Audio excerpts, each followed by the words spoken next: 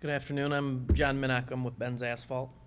We are the largest family-owned business, paving business in Southern California. We've been around 52 years. A couple of our marquee signs are Angel Stadium was a pretty high-profile project that we did.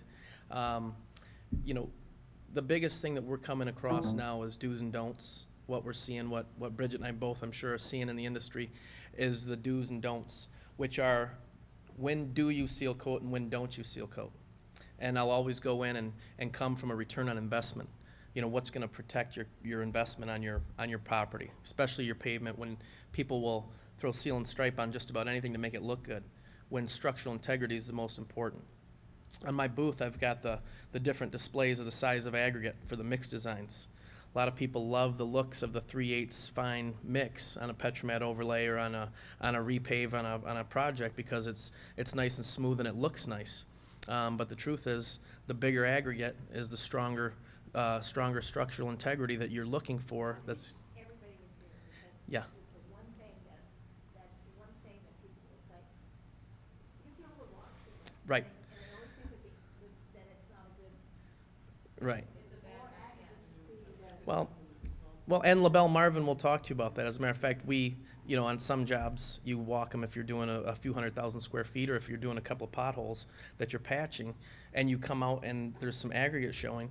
Well, what that's doing is showing, one, that it's a stronger mixed material. Now, sometimes you do get inconsistencies where you have smooth areas, then you have what we call a bony area, and that's something that you educate. You know, you educate ahead of time that you will run into these, and once it's sealed, it does blend in, and a lot of times in the heat, the traffic will actually work some of the fines in through those areas to help fill it in. But the biggest point is, especially on a larger project for a community, is communication and education. And typically what we do, what I do specifically, is we'll have a town hall meeting ahead of time, going over with big maps, letting all the homeowners come. We feed you. You know, we'll actually have a cookout and do burgers and hot dogs so that it draws them in, because the ones that don't show up are typically the ones that are going to call and complain and say, I never knew that. Also, when you're going through a larger project, it's important that you ask your vendors, your service providers, to post all the signs, all the notices through your community with clear, detailed dates, times, and map sequences so that everybody's informed. Now, that could be a small community of 20 homes, or it could be a large community of 450. It shouldn't really matter as long as the communication is clear. Whenever I post a large project, I make sure that my phone number's on there for a couple of reasons. One, Sue, you're not the paving professional. I answer the questions.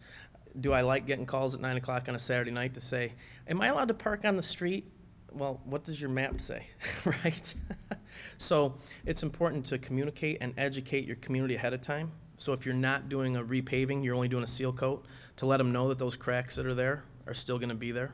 You know, that we're just going to basically try to preserve what's in place. And then another one is when to Petromat and when to remove and replace.